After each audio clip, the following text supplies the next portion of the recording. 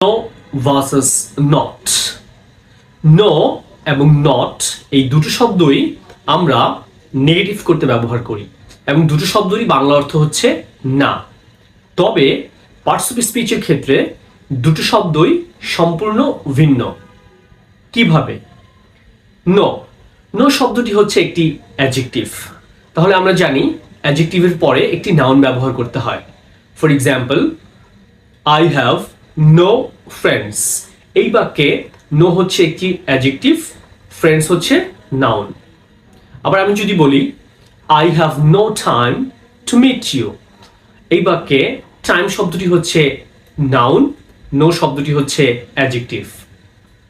Not not শব্দটি একটি adverb হিসেবে কাজ করে। ফর এক্সাম্পল, আমি যদি বলি I am not a student, এখানে নট শব্দটি হচ্ছে একটি adverb. They are not ready to go there, এখানেও নট অ্যাডভার্ব। বেসিকলি কোনো অ্যাফার্মেটিভ সেন্টেন্সকে নেগেটিভ করতে আমরা নট ইউজ করি অক্সিলিয়ারি ভার্বের বা বি ভার্বের পরে। আশা করি আপনারা বুঝতে পেরেছেন। Thank you very much.